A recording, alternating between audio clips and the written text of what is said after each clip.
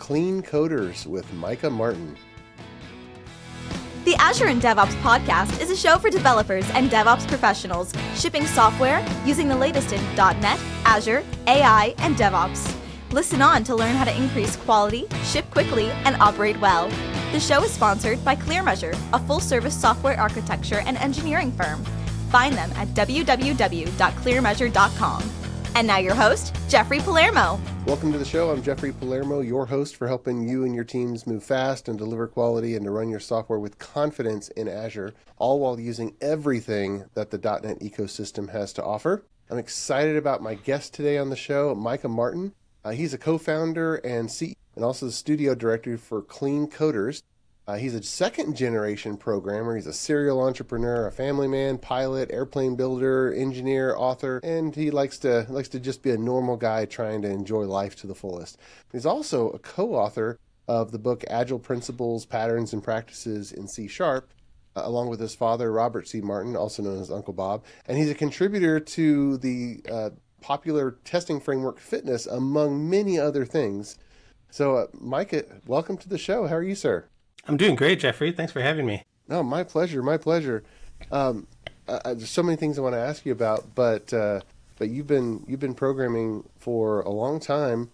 But I want to, for the listeners' benefit, ask you to kind of go back in time. And are there any high points that were instrumental in getting you into programming and keeping you here? Oh man. Well, how far back can we go? Yeah, your choice. Well, okay, so, I mean, you mentioned in the intro that Uncle Bob is my father, which is a weird sentence to say. But it's an interesting, aspect of my raising because, he was a coder since I was a little boy. And, even back then, he would come home from work and he would code more. Like, he really loved coding. I think he still does. I mean, yeah. In his spare time, you'll find him coding. He just loves it. And it was contagious. So even at a young age, he would show me things on the computer, and I couldn't help but to be interested in what he was doing as well. So, I tell a story a lot where, when I was probably 5 years old or something, he would put me on his shoulders and play this game called Robot, where I was the boss on his shoulders, and I would tell him what to do, like take me to my bedroom. He's like, oh, command not understood. Like, I need to tell him how to get to my bedroom. It's like, okay, well, start walking. I don't know how to walk. And then I'd have to instruct him how to lift his leg, fall forward, give him all the tiny bits of details to walk. And then he'd start walking. And then we start approaching a wall and stop. I don't understand that. He'd walk right into the wall and bounce off the wall just like a computer would. And it was hysterical. I couldn't help but to love it. Nice. So, that had a huge influence on me. And then as I was, growing up, he taught me Logo on our Commodore 64. And he taught me programming C on our first Macintosh, the first Macintosh.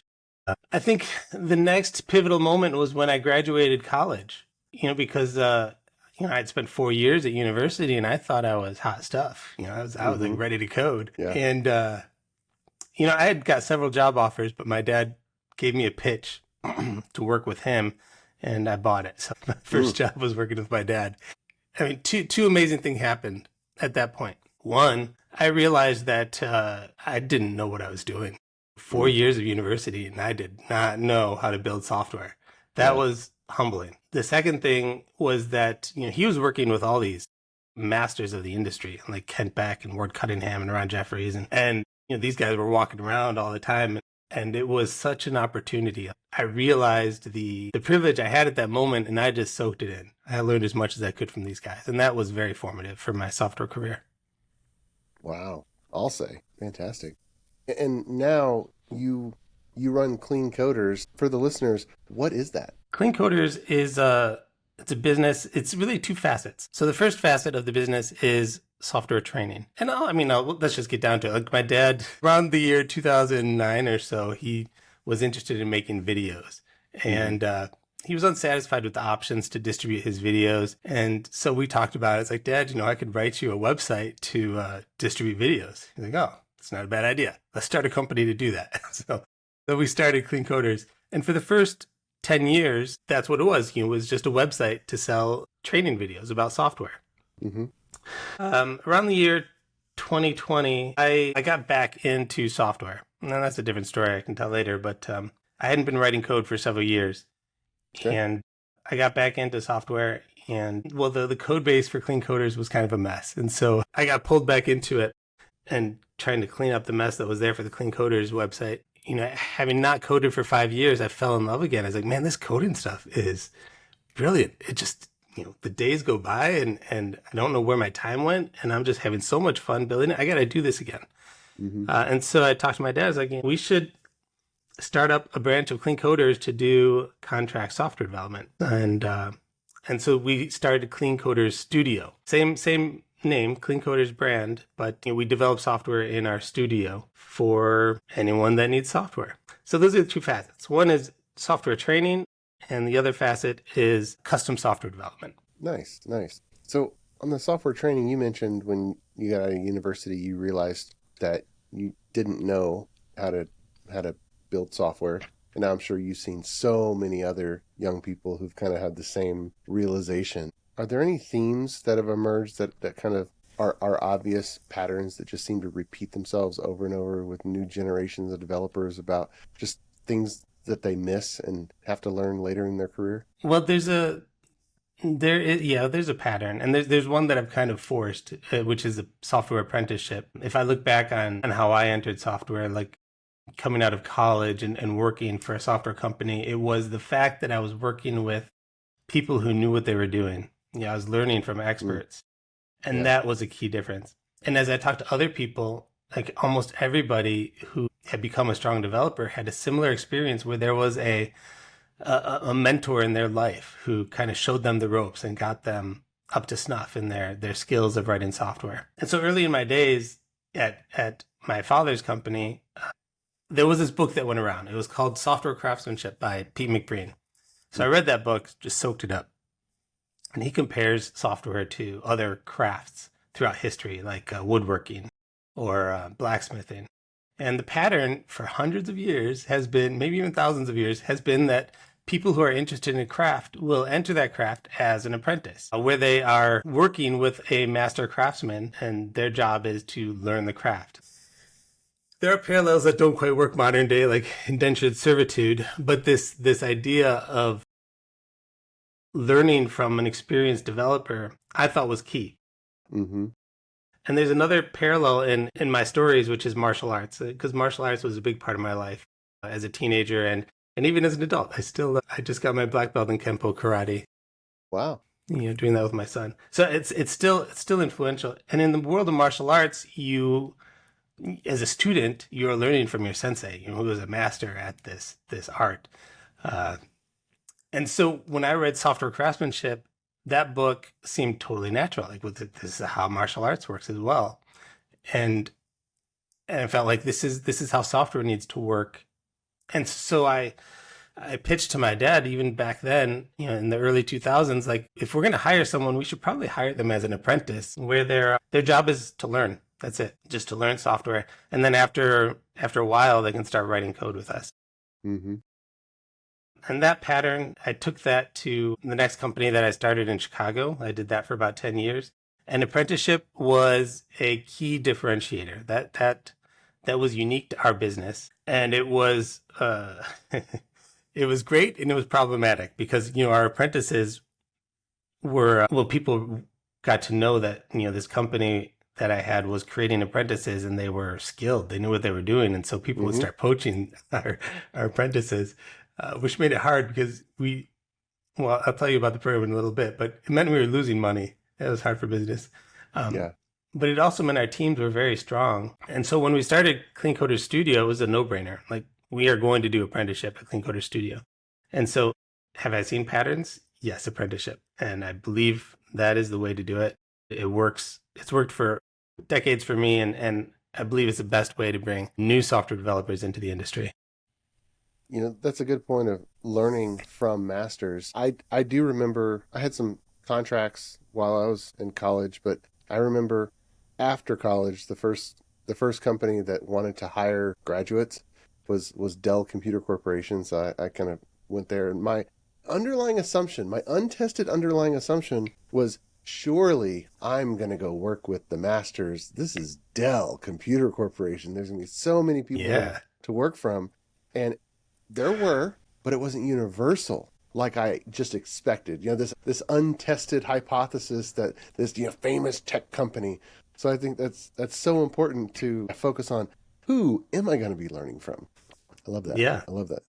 Yeah, I agree. Now, you teach these apprentices. What are the things that every time you focus on? Like, what do they need to learn? Yeah, they've taken some classes. They probably have a computer science or some related, degree or whatnot, and they've done some things. Mm-hmm. But when they come in as apprentice, what do you see? What do they still need to learn? Yeah, no, there are some secret aspects to our apprenticeship, some secret sauce, if you will. So trying not to give too many details away, but your typical apprentice will start as they know how to code. And it's part of the interview process. Like, we don't hire people who don't know how to code. So there are programming challenges. They probably need to love to code, right? Yes, they have to have a passion for coding. And so we start them out by teaching them a new language. I love Clojure. Clojure is a great language. We use a lot of Clojure. So let's start out by having them write some Clojure code. For anyone who knows how to write code, learning a new language should not be a terrible challenge. Mm-hmm. It's the same thing with different flavors, right? Coding is the same no matter what language you're using. So we start them just warming up by learning a new language, just doing some fun exercises, maybe some Project Euler problems, or we also use the koans, which is an interesting way to learn a new language. And then we start to build software, lasting software.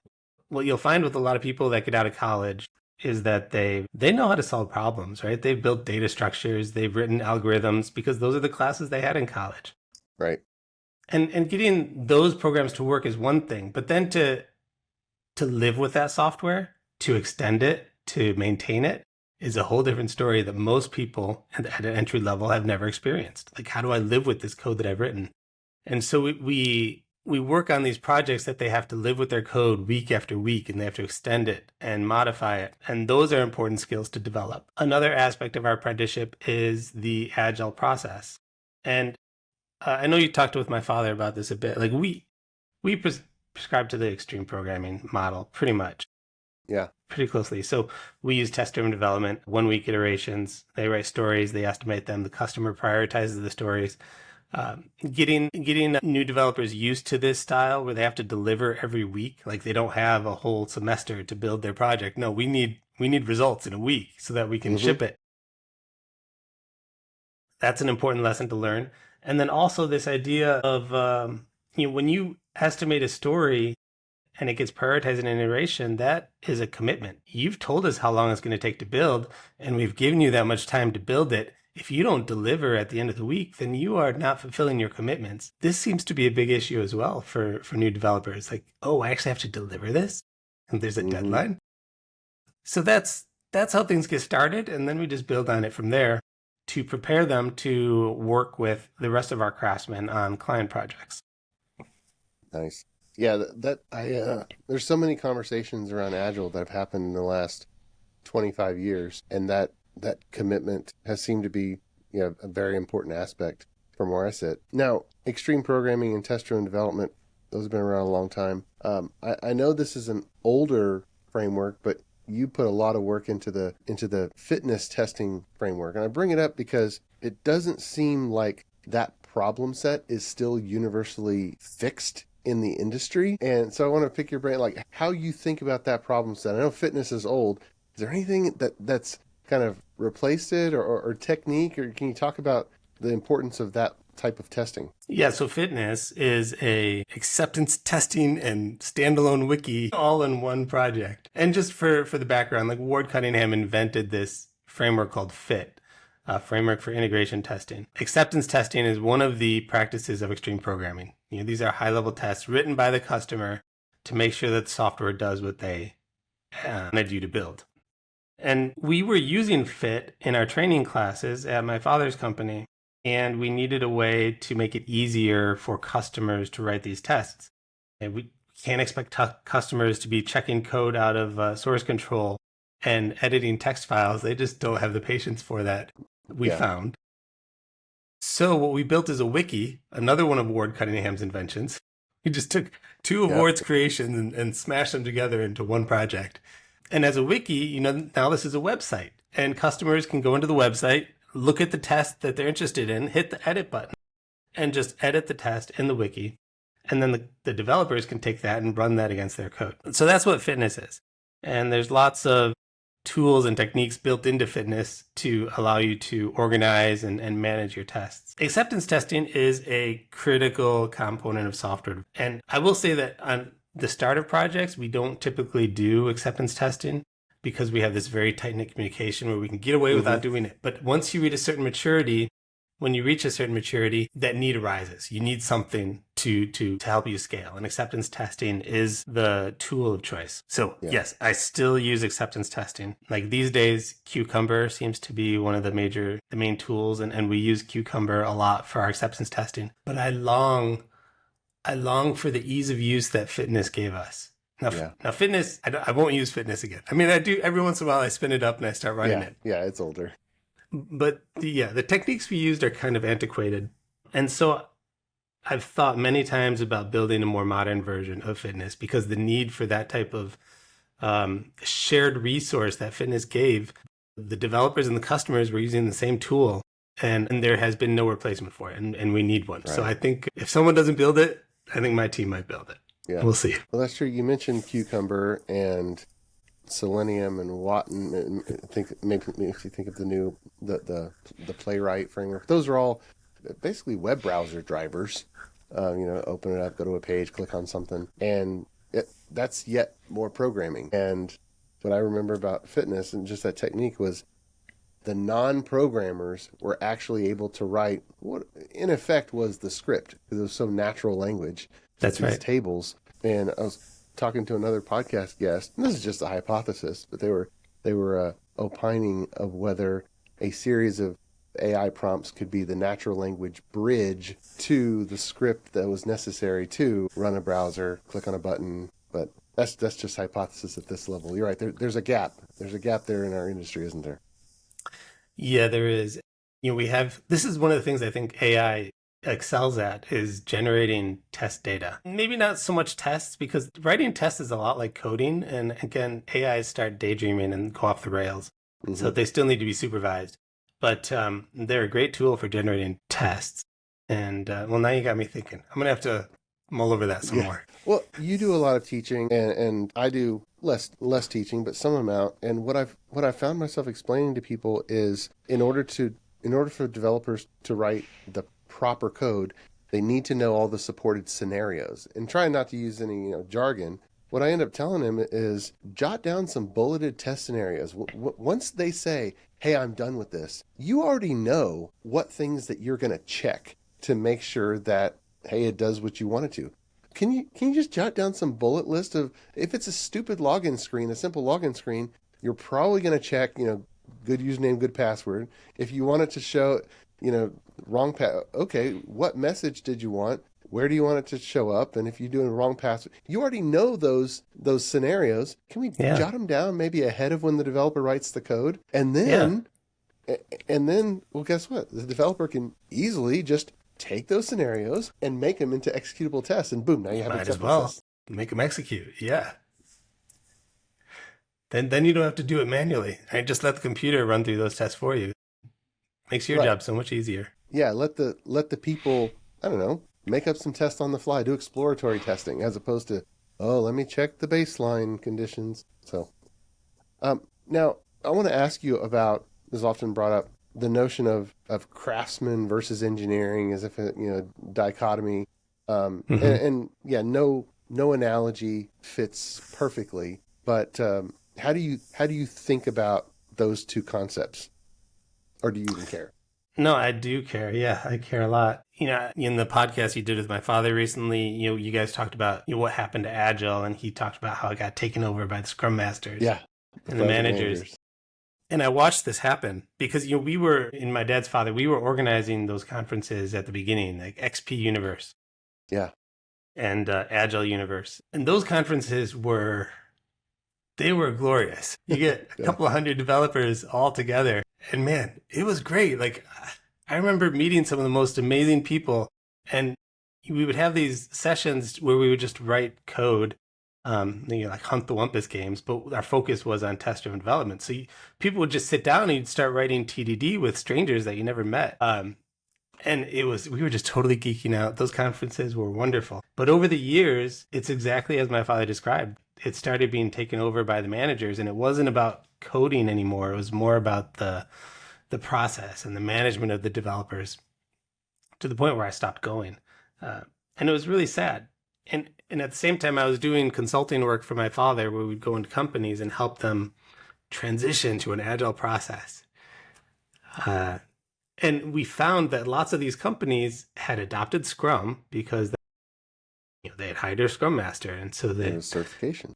Yeah, they were certified, and so they'd start doing Scrum, which the Scrum Masters would have them do all of the high level parts of the process, like working in sprints and writing stories, but they were missing all of the developer practices, like writing tests and refactoring, pair programming, and all this stuff, and so they don't work separate, right? You can't just do the high level part of Agile without doing the developer disciplines as well. So a lot of my job was just helping these companies with their developer disciplines. And we wanted to fix this problem that had happened in Agile, where it turned into this management process and not a developer set of disciplines anymore.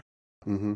And so going back to this book I read with Pete McBreen, like software craftsmanship, like this is a craft, and we need to get back to the craft of software and the skills that the developers have. And so I basically copied what the Agile Manifesto did, right? I thought this software craftsmanship thing was a big deal. And so, I would talk about it a lot. And we got a group of people together after momentum had been built, and we had a software craftsmanship summit at our office in Libertyville, Illinois. And we wrote down some principles which look a lot like the Agile Principles. And then we created a website to publish our software craftsmanship manifesto, and we would have people sign it, just like the Agile Manifesto, because it is, in my mind, it was the same thing. And so we should use the same process to bring this to the industry. And so I think software craftsmanship is more, it's part of Agile. It's the part that got forgotten, and we can't forget it. Developer disciplines are, I think, maybe the most important part of the Agile processes. Mm-hmm. Yeah. A few months back, I had a conversation with Jeff Sutherland, who, he's a long timer and was one of the original originators of Scrum, and he was kind of talking about the same thing. It's that before Scrum kind of came into software, his time in the Navy, he talked about 1970s and 80s when it was just kind of in its infancy. It was very much about technical aspects, and he talked about the transition to project management, and he said a term that I hadn't heard before, which is, he said, what I'm focused on now is extreme agile. We need to go, as an industry, 30 times faster than what is average in our industry right now. And of course, he had an AI focus and whatnot. But the fact that, one of the co-creators of Scrum kind of agrees with this sentiment. We need these technical practices in here, and it's missing. Yeah, I think they're key. And so, like, if we try to wrap everything up in a bow here about like what I do is I'm Uncle Bob. He's my father. It's kind of like my sensei, right? I'm a student of clean code, the clean code style of development. It's a system of software development that works. It's proven, just like martial arts, karate. It's been around for a long time. It's proven, and that's what makes it a lasting discipline. So we practice the clean code discipline of software development, and in the Clean Coders video side, we sell the videos to teach people the clean code side, the clean code discipline of software development. And on the Clean Coders Studio side, we put it into action. We practice what we preach. Like, we practice clean code systems, disciplines of development for our clients. And so I'm just carrying forward the torch of clean code. I think that's a lot what I'm doing these days. Yeah. It seems like what everybody wants code that works, that doesn't have bugs, doesn't have surprises, and it seems like clean code is a way to get that. Now I've read the clean code book that you're is there a, just to point the listeners in the right direction, is there a checklist, a standard for what clean code means that the listeners could pull down? Well, that is a great question. I mean, there is... Maybe we point them to the book. Because there's a whole book on it. There definitely are the books. There are also, 60-some episodes of Clean Code videos on cleancoders.com. And we're currently working on the next phase of what cleancoders.com will be, where we're trying to digitalize this apprenticeship experience. Right now, it's like a one-on-one relationship between the apprentice and the mentor, with the goal of becoming a craftsman at Clean Coders Studio. There is a desire from a lot of people to go through this apprenticeship experience without necessarily tying it to a career at Clean Coders, right? They just want the skills under their belt. And so we're working on a program to put people through an apprentice-like experience on the cleancoders.com website with the help of our craftsmen. So like they will have a mentor. It won't be the one-on-one personal interaction, at least not all the time, but it will help people to kind of go through the whole gamut of Clean Code apprenticeship. Nice. I think one final theme as we kind of head to the end of the interview. You've been programming for a long time now, and of course everybody's asking this question: how are you putting AI in your programmer's tool belt? What does that look like, and how do you think about it? What are you doing? Yeah, well, we've had clients that have asked us to take deep dives into AI. I will say, on the surface, like, I use AI. I'd be a fool not to. It's a great tool to help you. For example, if I have an algorithm to write, I'll ask AI, just write me the algorithm. Let me look at it. And then, I might ask them to write different versions of it just to get a feel for it. And will I copy that code and put it into my code base? I feel more comfortable writing it myself. Like I might just look at what he did and then write a little bit of code, look at what the AI did and write a little bit more code.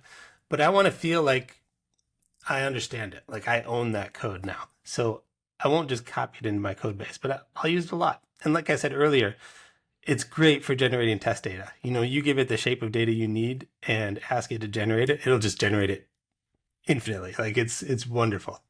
Yeah. Some of the work we've done for clients is they were really interested in translating existing code bases. So we did a deep dive using Claude and ChatGPT and Grok, comparing how they would take one code base and translate it into another code base.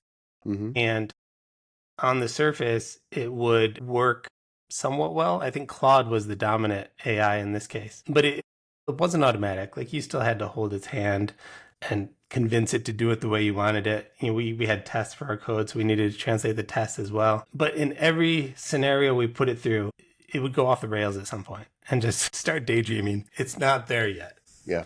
But it is a tool we need to use. And someone once told me that AI is not going to replace us as developers, but the developers who best know how to use AI are going to put the ones who don't use AI out of a job. Mm-hmm. Yeah, it seems like we're going to be. I still remember searching for what is the right syntax to get something happening. I still remember searching Usenet groups, and then it was Google Groups or Deja News, oh my gosh. And then it moved into Stack Overflow and all. It's just I'm searching for syntax. And I spent a lot of time just thinking, like, what is the right way to get it to do this? And now all of that time is basically non-existent because just the searching capabilities are instantaneous. It's like, I don't have to remember syntax and I can get it just like that. That's a huge time save, right? Just that alone. Yeah, it's amazing. I remember back in the days before Google, I used to keep a stack of books on my desk so I could look up the syntax. Right. And then Google made it way easier. You'd find a Stack Overflow page that had the syntax. But now you just ask AI, hey, Grok, write me this code. And it does it. Yeah. It seems like a lot of futurists are wanting this, this new computer tech to just completely write the whole system. Whereas it's like, wait a minute, hold on. We're just getting to the point where I can maybe reliably generate a method. We've still got a long ways to go before we can talk about, larger pieces of software. But it does seem to be like a progression. It's like, well, it's generating this much code and, well, golly, that's pretty darn close to how I would have done it. And then it's like, okay, when is it going to generate this much and then this much and then maybe multiple classes? I don't know. So do you think it'll get there? Do you think it's going to replace you? Replace me? No. I mean, my opinion is that as long as we are putting our programming language in the version control system, we are going to have to be experts in that programming language. But at such time where maybe there's a different language that's actually being put in a version control system, well then, okay, well now we have a whole nother generation of languages, and okay, are there more people who can speak that language? We're not putting prompts into Git right now. I think that if that were to happen, where there was some system where you could like just put a series of prompts and then poof, out the other end, after some automation comes a software system, that would change things. But right now, we're still putting computer code in those systems. Yeah, I don't think it's going to replace us either. I do think that we still need humans to specify all of the details and the branches in the code. And we even explored the idea of like, well, if we have a suite of tests for what the code should do, maybe we can have the AI generate it. But I had some conversations with my dad about that, and exploring it further, there's this aspect of when you're practicing TDD, right? You've got this dual entry bookkeeping approach where you're writing the code twice. You're writing it once in test form and once in production form, and those two pieces together mirror each other and stabilize each other. And you carry that forward, and it stabilizes your whole project so that you're not actually introducing bugs or breaking it somehow. Right. And if you can give AI a set of code where you've got the tests and the production code to stabilize each other, then AI should be able to understand that. And it doesn't matter what language you built it in, right? The AI can just translate it into another language. That's very powerful. And maybe it can even start modifying it. But that's where it breaks. In that part of the exercise, you still need humans to hold its hand. We see the progression. It's anybody's guess at how far it will be able to go. We definitely see the progression of it saving me time in writing the code. But just like self-driving cars, it becomes not a technical problem, but a human problem of let's say that a computer was completely able to operate that car. Do we want it to? And I think it's like, whoa. Before we start talking about cars, why don't we have completely autonomous trains? Or we have trams, we have little shuttles, but I'm talking about freight trains. It's on a track. I mean, there's a reason why we still need a person to be responsible for the operation of the machine. Who cares how automated or how fancy this machine is? The question is, does the machine still need to be operated? And that's more like a human judgment thing. And I think the same thing in development. I want the tools to be really awesome and save tons of time and be able to save a whole lot of work. But but even if all the code for a particular feature was able to be perfect, it's like, okay, well, somebody still has to, operate it, be the glue, think about, should it be like this or should it be different? Like in the building world, the analogy maybe is partial, but I've seen these 3D printer, concrete houses starting to being built where you squirt concrete and you make the shape of a house instead of, cinder blocks in that case. But that's a long way from saying I don't need a civil architect. Right. It's like, the construction crews may save a lot of time and the house may get built a lot faster, but okay, that's a chunk of work. That means, hey, we got more efficient, but the job didn't go away. The job just got more efficient.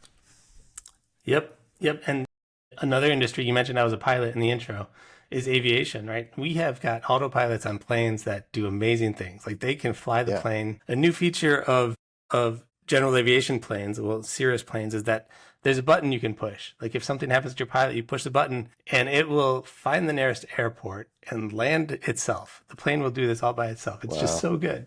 However, you still need, in that event, you don't have a pilot. But in most cases, when you're using the autopilot, you still need a human there to monitor, because there are situations like icing. Like if you start to pick up ice on your wings in the airplane, the autopilot can't look at the wings and know that there's ice on the wings. Yeah, and right. It'll start to compensate for the effects of the ice on the airplane to the point where it'll stall out, and there's been accidents where the autopilot just crashes the airplane because it doesn't know what to do.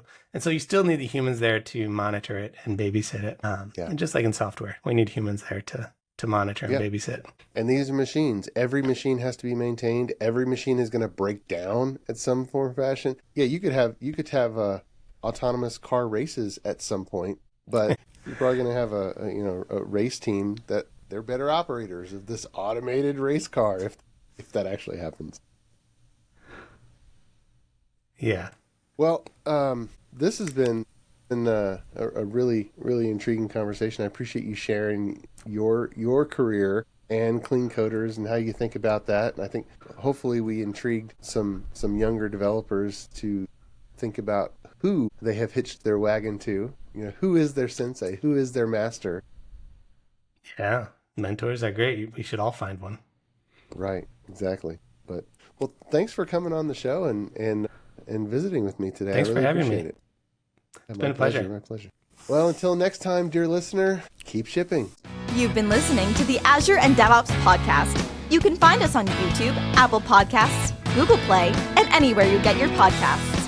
Visit our sponsor, ClearMeasure, at www.clearmeasure.com.